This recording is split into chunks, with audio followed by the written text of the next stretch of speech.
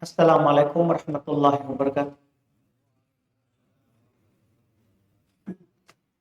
Alhamdulillahirabbil alamin. Wassalatu wassalamu ala nabiyyina Muhammadin wa ala alihi wa ashabihi wa man tabi'ahum bi ihsan ila yaumiddin. Amma ba'd. Alhamdulillah, pada malam hari ini kita kembali dikumpulkan oleh Allah Subhanahu wa taala di masjid ini, tentunya kembali melanjutkan kajian pembahasan sifat salat Nabi sallallahu alaihi wasallam. Pada malam hari ini rencana jika memungkinkan kita di pertemuan terakhir di pembahasan sifat salat Nabi ini, karena sisa cara duduk tasyahud kemudian salam. Pada pembahasan pertama terkait dengan cara duduk tasyahud, salat di pembahasan tasyahud para ulama membagi dua. Ada salat yang memiliki dua tasyahud seperti maghrib, isya. Ini kalau salat malam yang dari 5 waktu. Kalau salat siang ada di zuhur, asar. Ini memiliki dua tasyahud. Dan ada solat memiliki satu tasyahud, yaitu solat subuh. Ini yang kita bahas, solat wajib dulu, karena sunnah ikut yang wajib. Sunnah adalah ikut yang wajib. Pertama, jika solatnya memiliki dua tasyahud, maka tentunya disyariatkan kita untuk membedakan antara duduk tasyahud awal dengan tasyahud akhir. Itu dibedakan. Bisa dikatakan dalam masalah ini hampir disepakati oleh semua ulama madhab bahwa dia dibedakan. Apakah dalam madhab mayoritas Syafi'iyah, Malikiyah, mereka membedakan antara duduk tasyahud awal dengan tasyahud akhir. Berdalil dengan hadis riwayat Imam Al-Bukhari dari sahabat Abu Humaid As-Sa'idi. Ini hadis pokok dalam masalah duduk tasyahud yang punya dua tasyahud. Abu Humaid As-Sa'idi belum berkata, Kuntu ahfadhukum li salati Rasulillah. Saya adalah orang yang paling menghafal, yang melebihi kalian daripada terkait dengan salatnya Rasulullah. Ra'aituhu idza kabbara. Ini mulai dari awal belum jelaskan, dan sudah kita ambil itu yang menjadi poin kita nanti terakhirnya, duduknya. Cuman ini Abu Humaid menukil salat Nabi dari awal. Iya. Kata beliau, ra'aituhu idza kabbar. Saya melihat Nabi apabila bertakbir, ja'ala yadayhi hidza'a mankibaihi. Beliau bertakbir Allahu Akbar, maka beliau menjadikan kedua tangan ini sejajar dengan bahunya. Ini kan di Abu Humaid. Sahih juga dari Ibnu Umar, ujung telinga. Dua-duanya boleh, sudah lewat itu. Wa idza raka'a amkana yadayhi min rukbati. Apabila beliau ruku, maka beliau kokohkan kedua telapak tangannya itu di lututnya kalau ruku. Tsumma hasara dhahrah. Kemudian beliau luruskan punggungnya. Ya, dalam ruku Nabi luruskan punggung. Fa idza rafa'a ra'sahu istawa hatta ya'uda kullu faqarin makanah. Apabila beliau angkat kepalanya dari ruku, maka beliau akan berdiri lurus hingga semua persendian kembali ke tempatnya. Itu beliau berdiri lurus, ya, kalau sudah bangkit dari ruku. Fa idza sajada wada'a yadayhi ghairu muftarish wala qabidihuma. Apabila Nabi Shallallahu Alaihi Wasallam sujud, maka belum meletakkan kedua tangannya itu tidak melantai. Kedua tangannya ini tidak melantai di lantai begini. Tidak, seperti begini. Tidak. Belum mengangkatnya. Belum mengangkatnya. Iya. Kemudian, ini yang menjadi poin kita ini, karena mulai tahiyat setelah ini. Wastaqbala bi atrafi asabi'i rijlihil qiblah. Belum menghadapkan ketika sujud, ujung jarinya itu ke arah kiblat. Karena disunahkan jari kaki kan ditekan ke arah kiblat. Fa idza jalasa fi rak'atain. Ini poin kita ini. Apabila Nabi SAW duduk dalam 2 rakaat.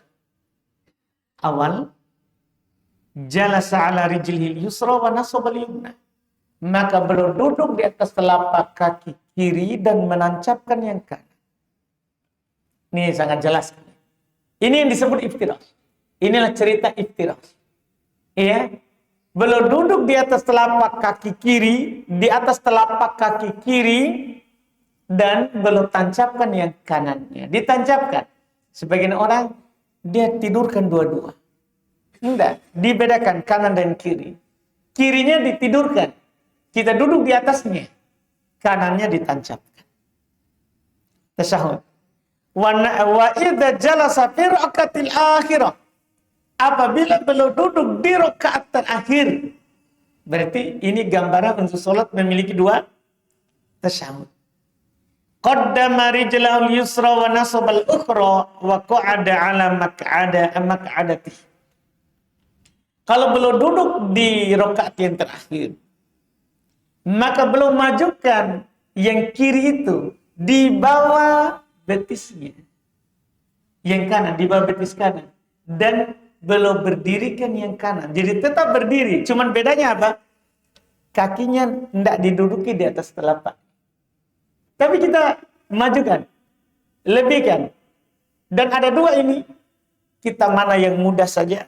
Karena Nabi cuman mengatakan beliau majukan. 2 cara. Boleh di bawahnya. Betis antara lantai dengan betis bawah itu telapak kaki kiri itu di bawah di lantai. Boleh antara paha dan betis. Boleh yang ini kan gimana cara? Oh kita bapak, masya Allah, bapak paling semangat ya. Boleh begitu Pak. Ini yang di bawahnya. Boleh juga antara paha dan betis tak. Kasih masuk bangkit dulu sedikit. Iya, kasih masuk di antaranya. Enggak, dia di sini, Pak. Itu, di antara paha tak. Iya, kasih naik di situ. Nah, tapi naik dulu. Jangan langsung sekarang, Pak. Iya, waktu bangkit begitu, Pak. Boleh begitu. Dua-duanya itu boleh. Iya. Yang penting ditegakkan itu yang kanan. Nah, ini tadi dinamakan dengan duduk tawarruk. Itu disebut dengan duduk tawarruk. Nah, ini hadis menjadi dalil dasar kalau punya 2 tasyahud. Itu caranya. Iya. Nah, kita sekarang masuklah di yang punya 1 tasyahud saja. Bagaimana kalau ini hilang? Ini ada silang pendapat. Orang Syafi'iyah, mereka mengatakan yang penting tasyahud akhir tawarruk. Kalau Syafi'iyah. Yang penting jangan lihat tasyahudnya. Jangan lihat tasyahudnya. Kalau yang tadi biar Syafi'iyah akan mengatakan beda antara awal dan akhir. Yang beda ini adalah yang ini. Kalau kita hanya memiliki 1 tasyahud, sholat subuh, di sini selalu kita berselisih. Kan begitu kita lihat orang sholat, ada yang tawarruk, ada juga yang iftirash. Memang ada pendapat. Orang Syafi'iyah berpendapat tawarruk. Duduk dengan cara duduk tawarruk. Telapak kaki kanan diberdirikan, kemudian telapak kaki kiri masuk di bawah. Dan duduk di atas maq'adah. Ini tadi, kalau yang tasyahud awal tadi, duduk di atas telapak kaki.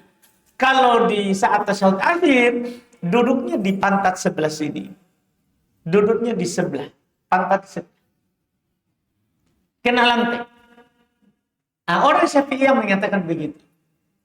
Pokoknya menurut mereka namanya tasyahud akhir tawarruk, bukan iftirash. Kalau Syafi'iyah diselisih oleh mayoritas. Diselisih oleh mayoritas ulama fikih. Kebanyakan ulama fikih tidak. Iya. Kalau dia satu tasyahudnya iftirash, sebagaimana 2 rakaat pertama iftirash. Dan yang menjadi pendalilan supaya kita tahu nanti apa yang kuat. Apa dalilnya orang Syafi'iyah?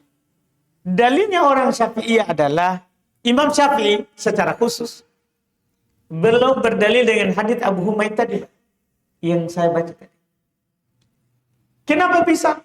Lafadznya. Lihat lafadz Nabi. Wa idza jalasa fi raqatil akhirah. Apabila Nabi duduk di rakaat akhir, kan dibilang rakaat akhir, kan mencakup tasyahud 2 atau 1. Ini dalilnya. Tapi dibantah oleh mayoritas. Dibantah oleh mayoritas dengan ucapan, kamu tidak lihat konteks. Hadits Abu Humaid yang kamu pakai itu adalah hadits yang 2 tasyahud diterangkan. Kan konteks itu menunjukkan mana yang benar. Jadi dibantah oleh mayoritas. Ini pendapat Imam Syafi'i ini dibantah oleh mayoritas. Yang dimaksud dengan duduk terakhir tadi adalah karena haditsnya yang dipakai hadits Abu Humaid, maka maksudnya di 2 tasyahud. Itu bantahan. Walaupun memang Imam Syafi'i punya sisi. Sisinya apa? Kan Nabi tidak bilang duduk kedua. Kan Nabi tidak bilang duduk ke tasyahud yang kedua. Nabi bilang apa? Nabi kan bilang duduk di tasyahud akhir. Berarti mencakup yang tasyahud akhir semua sholat.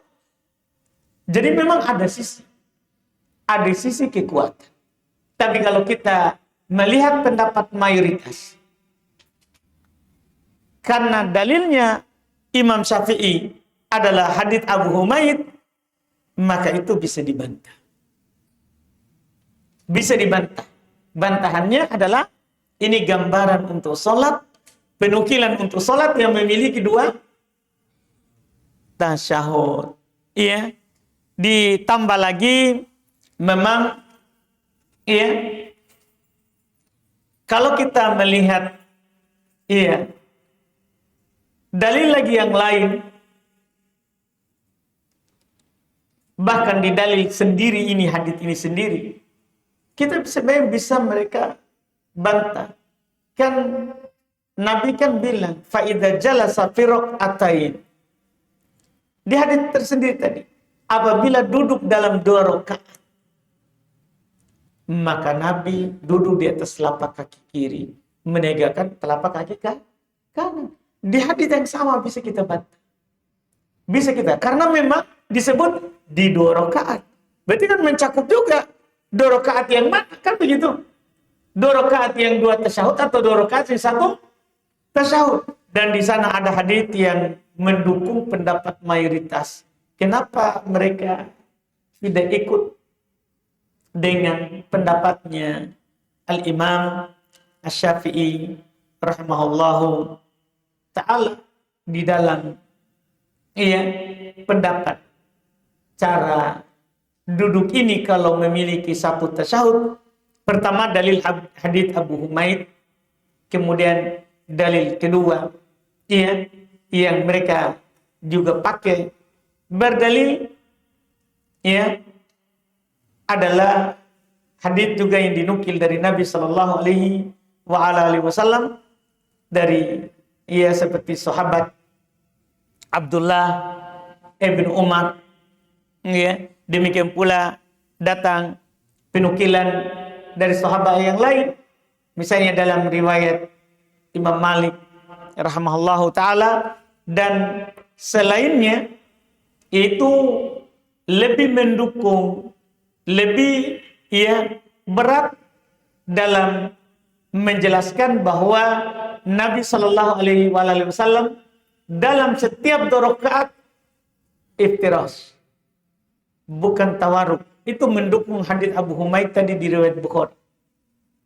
Didukung oleh Ibnu Umar, ya, dan didukung oleh sahabat-sahabat yang lain. Misalnya ada hadis sahabat yang lain, Wa'il bin Hujr, beliau berkata, "Ra'aitu jalasa faftarasha rijlahul yusra."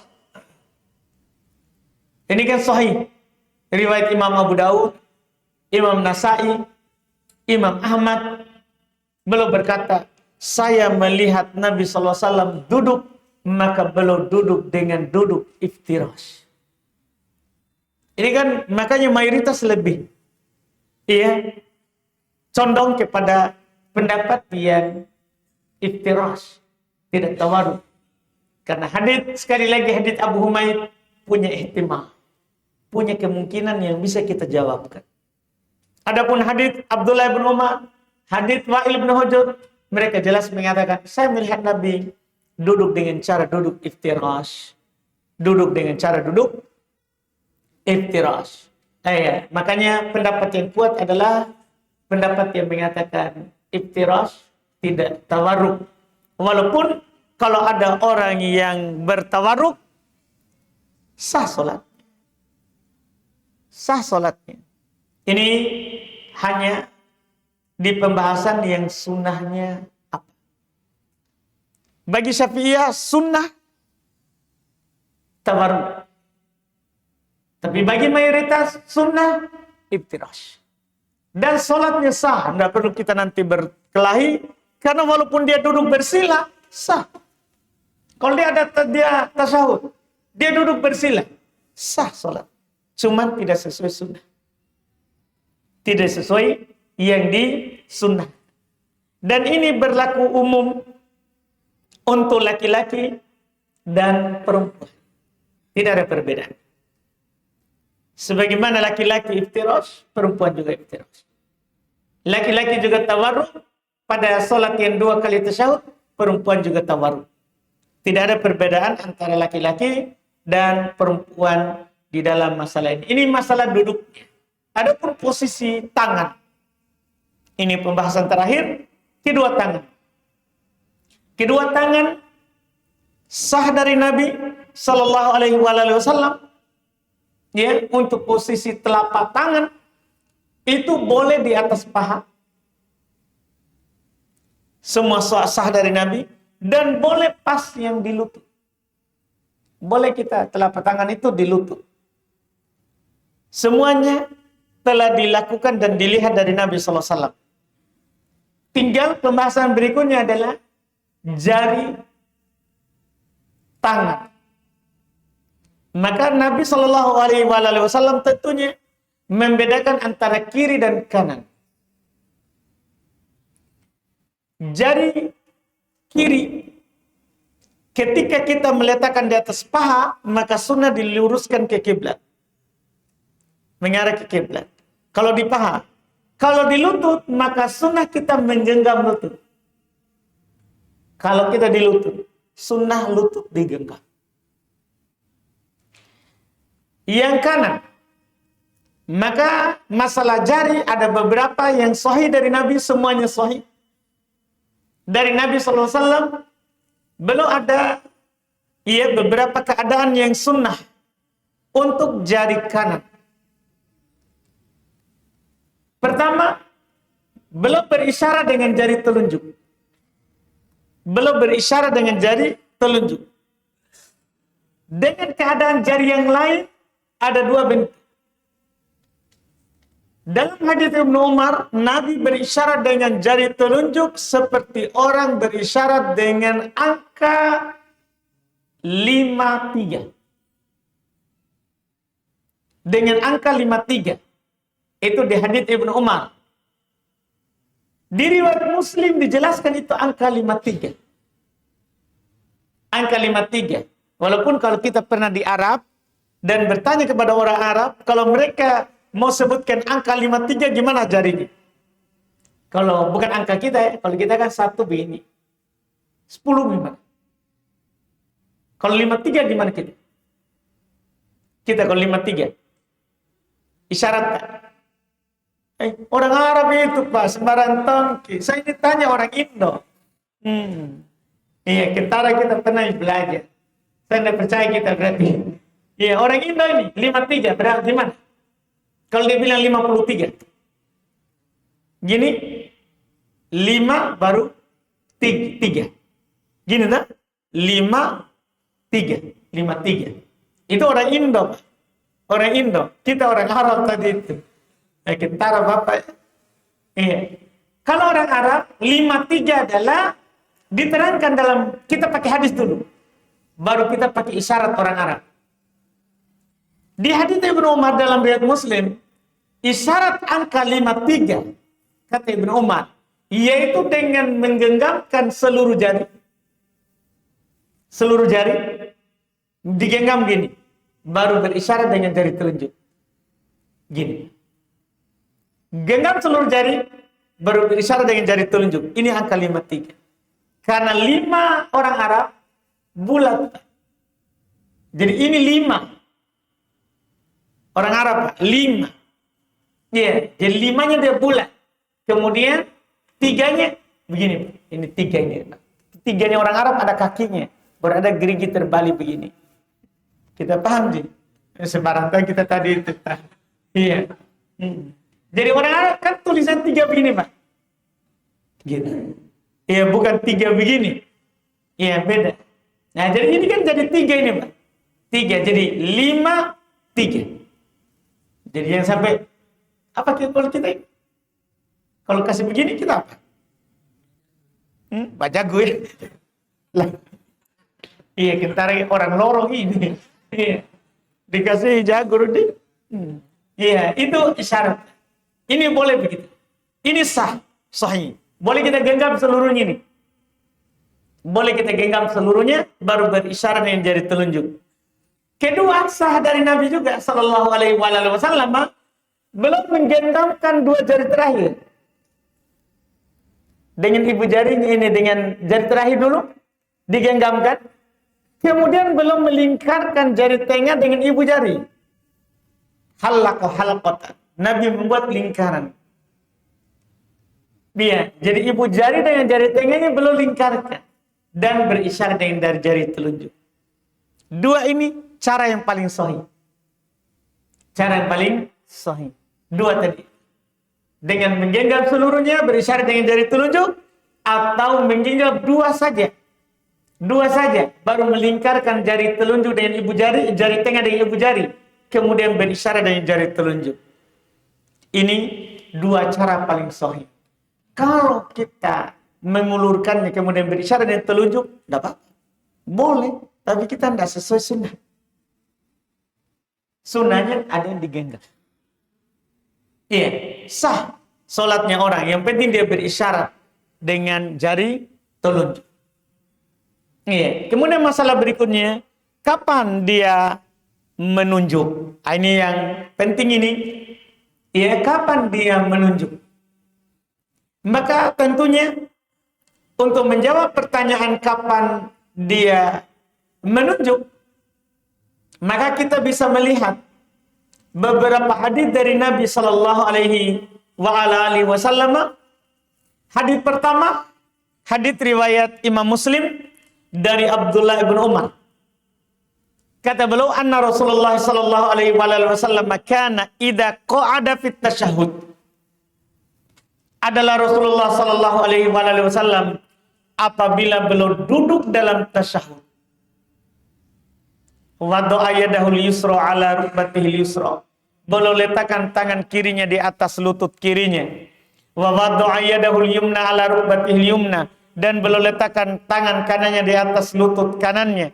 Wa aqada salatatan wa khamsina wa asyara bis sababah. Beliau buat angka 53 dan beliau menunjuk dengan jari telunjuk.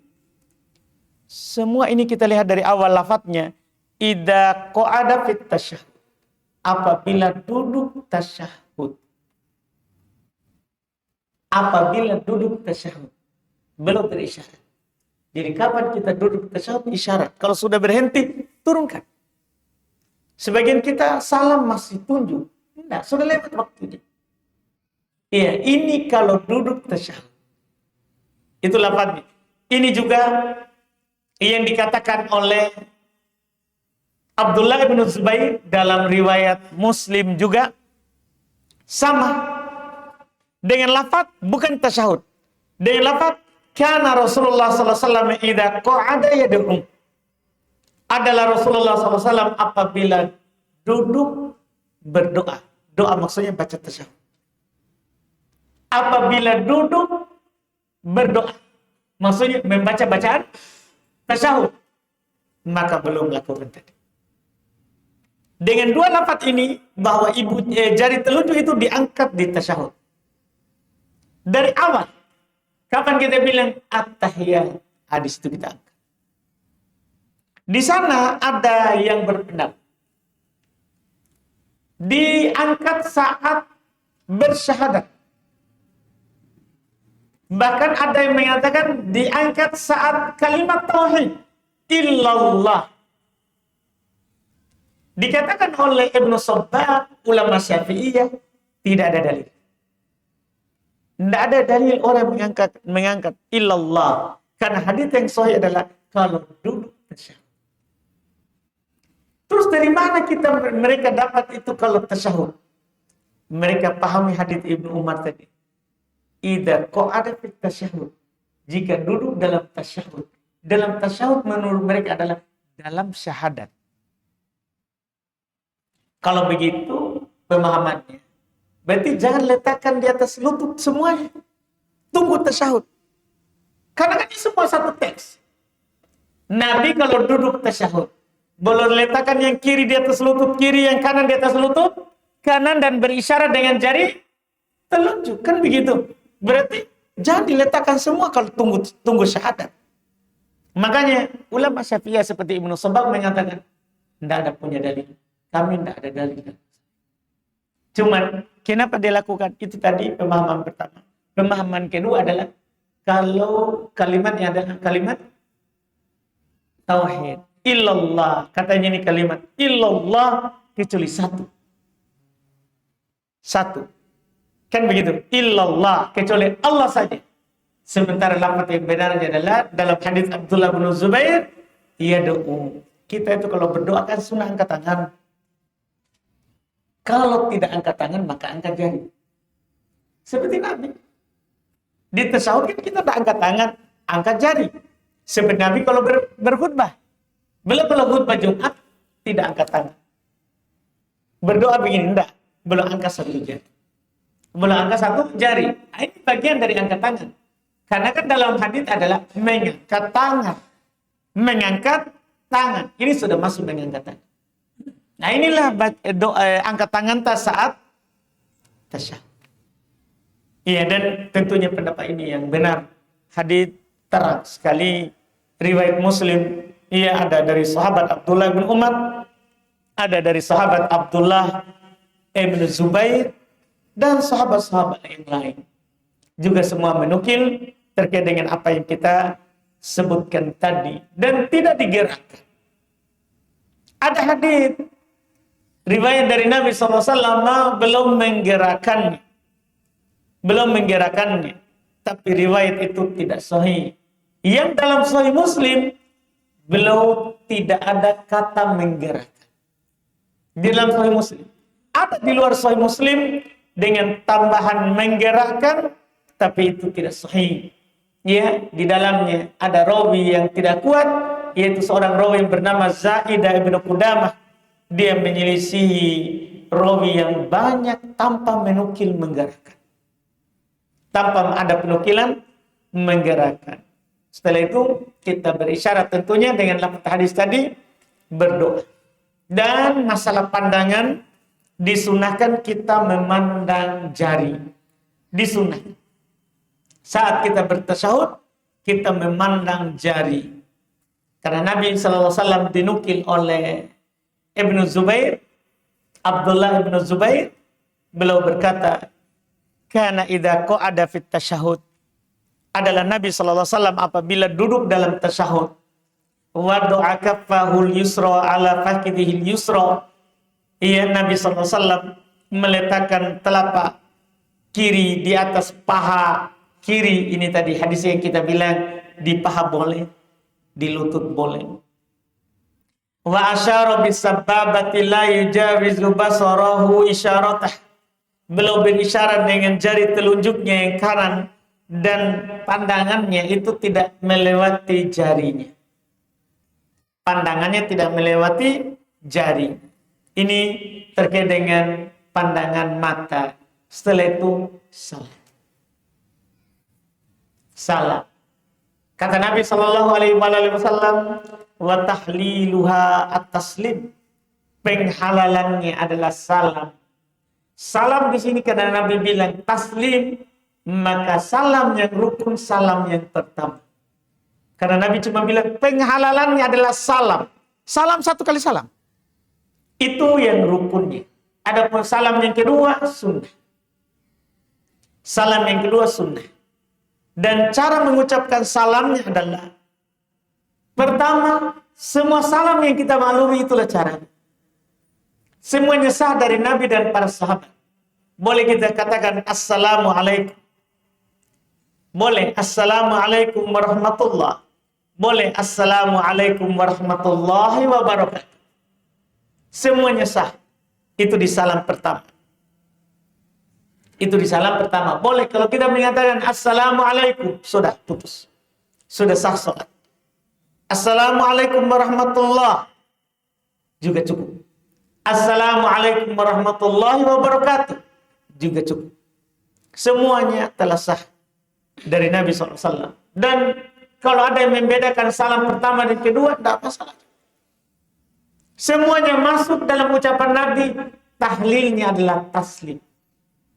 Penghalalannya adalah apa? Salam. Semuanya masuk dalam ucapan Nabi Sallallahu Alaihi Wasallam tadi. Iya. Dan yang rukun salam pertama. Sekali lagi, rukun salam pertama. Adapun salam kedua, para ulama berselisih pendapat.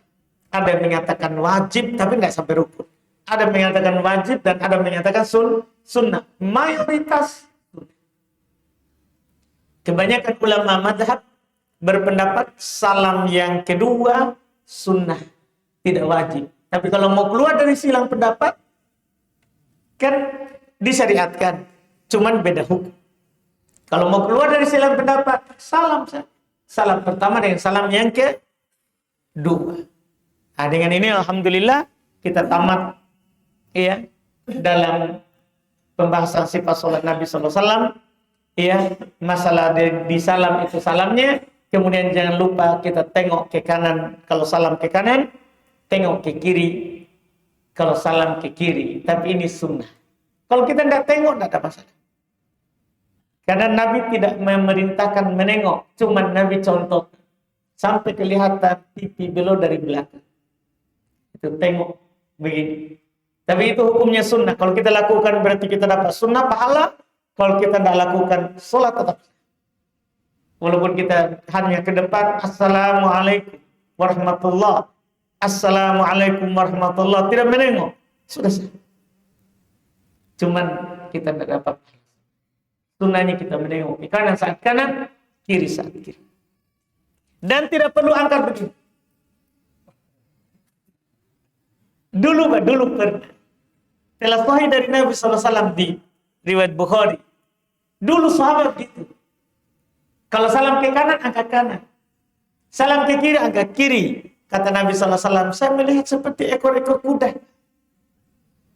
Nabi bilang, cukup dia salam ke kanan kepada temannya, salam ke kiri pada teman kirinya. Tidak perlu angkat kanan. Jadi memang dulu pernah. Sudah dihapus itu, Pak. Jangan bikin lagi angkat. Sudah dihapus. Kita melakukan apa yang sudah dihapus. Apalagi jangan sampai kita tambah-tambah lagi ngaji-ngaji. Ini dia bilang kalau kanan dibuka karena buka pintu surga. Kiri tidak dibuka karena tutup pintu neraka. Bukan tangan, bukan tutup pintu neraka. Iya, enggak. Itu hanya ngaji-ngaji orang. Iya, dia kasih cocok-cocok. Iya, alhamdulillah. Dengan ini kita selesai ini. Alhamdulillah. Kita tamat masalah sholat. Kita lanjut ke tanya jawab.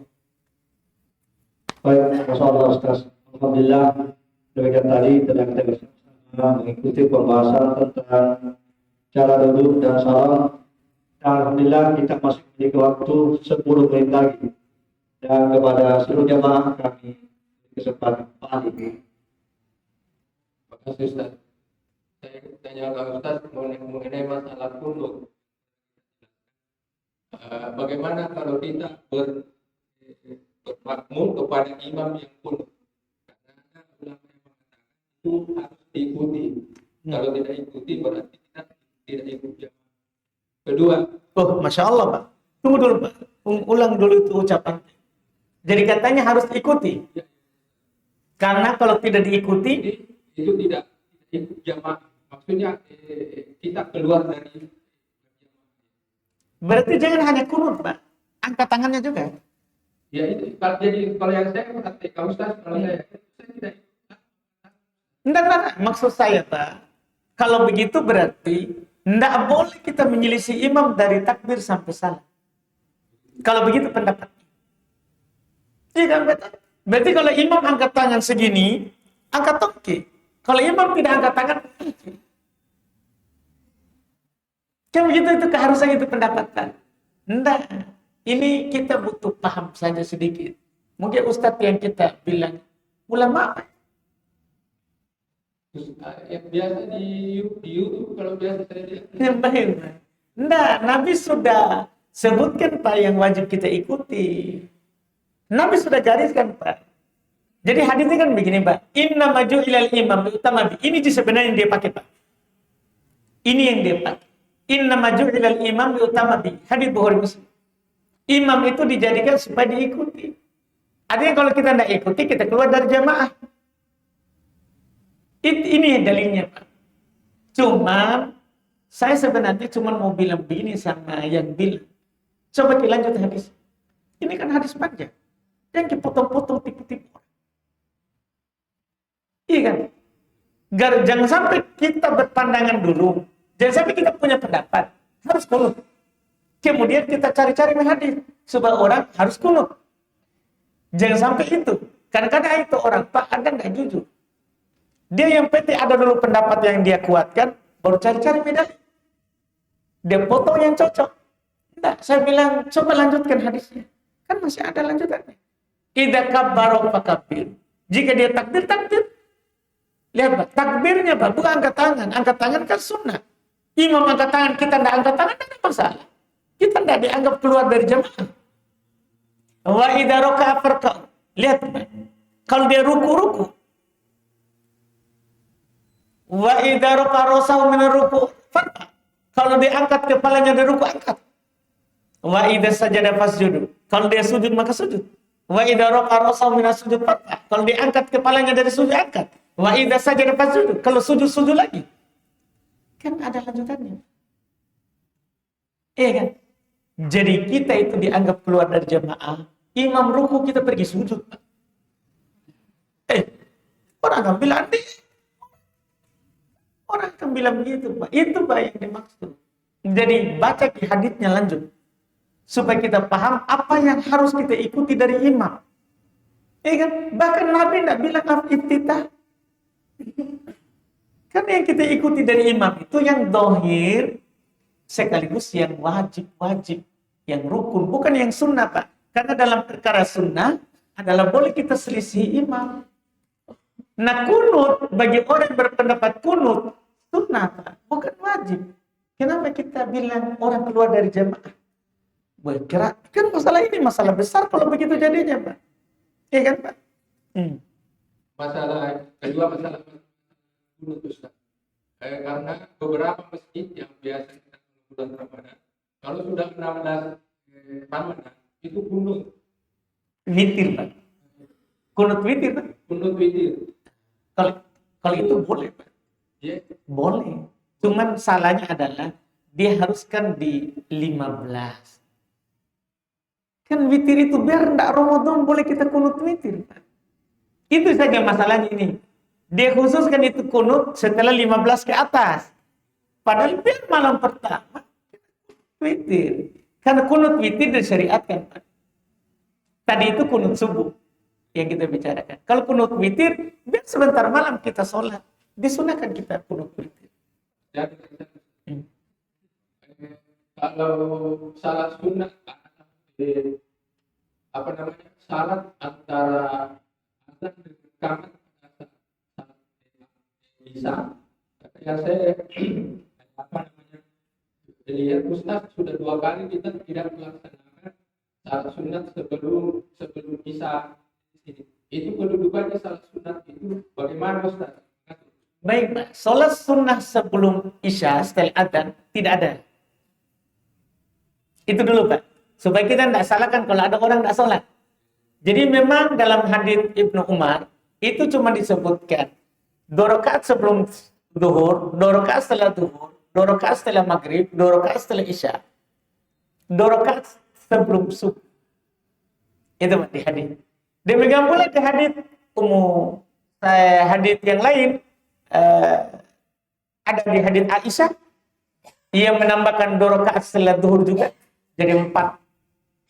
Terus ada juga sahabat yang lain menambahkan 2 rakaat lagi sebelum zuhur, jadinya 8. Jadinya 8, 2 sebelum, 4 sebelum, 4 setelah. Nah, jadi itu Pak. Saya betul yang Bapak bilang tadi, bahwa disunahkan sholat sunnah antara maghrib, antara adzan dan iqamah, tapi bukan rawatib. Nah, kita meninggalkannya jangan sampai dianggap rawatib. Sebagaimana kita lakukan sholat sebelum maghrib, sebab orang awam tidak menganggap bahwa tidak ada sholat. Padahal Nabi bilang sholatlah sebelum sholat maghrib, sholatlah sebelum sholat maghrib, sholatlah sebelum sholat maghrib, bagi yang mau. Bagi yang mau. Jadi begitu. Kalau salat sunat sebelum Isya itu tadi Ustaz, salat sunat apa yang orang kalau ada yang melakukannya dia sunnah antara adzan dan iqamah. tidak ada namanya. Iya? Tidak ada namanya. Itu namanya Pak. Kan Nabi memang bilang begitu. Baina kulli adzanain shalah. Antara setiap 2 adzan itu adzan dan iqamah shalah.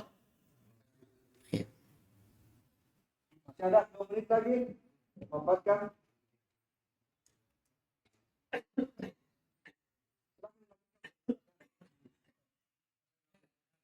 Ya, silakan. Ini masalah 15. Cara jaring menuju sampai kalau yang disabilitas yang tidak punya tangan, Baik. Kalau bisa satu. iya, jadi pertanyaan Bapak berarti orang yang tidak punya jari. Begitu Pak. Tidak punya tangan. Ya gugur kewajiban Pak. Kan tidak ada kewajiban kalau tidak mampu. Masa kita suruh buat tangan? Tidak bisa. Oh baik. Pertanyaan Bapak, bisa nggak ganti dengan kiri? Tidak bisa Pak. Sunahnya dengan kanan. Tidak bisa kita ganti. Gugur kewajiban kita. Itu kasih Bapak. Ya, masuk saja. Masuk ke dalam. 1 menit lagi. Masuk Pak. Masuk Pak.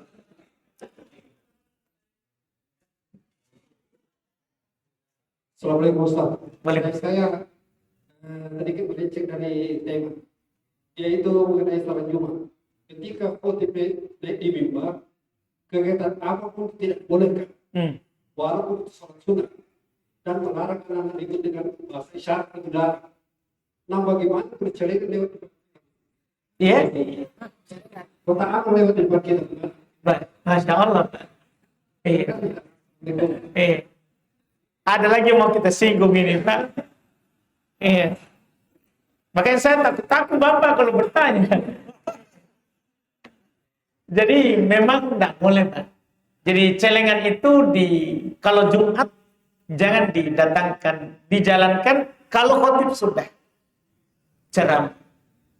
Karena kan orang yang masal haso main-mainkan keriking wal khotib wal imam yaktub dalam hadis Bukhari Muslim, dalam keadaan khotib sedang khutbah, faqad lagu. Sungguh dia telah lalai. Bagaimana yang dia mainkan celengan? Tidak boleh. Tidak boleh, tahan. Iya, imam kita simpan di luar atau sebelum khotib khutbah. Cuman belum datang orangnya. Boleh setelah sholat kan boleh. Dan seperti sini, Pak. Setelah sholat, saat khutbah. Nah, setelah sholat lebih bagus. Ya, itu kan kebiasaan. Setelah sholat lagi. Begitu, Pak ya? Alhamdulillah. Baik, alhamdulillah waktu juga membatasi kita. Bapak Ibu seluruh jamaah yang kami muliakan,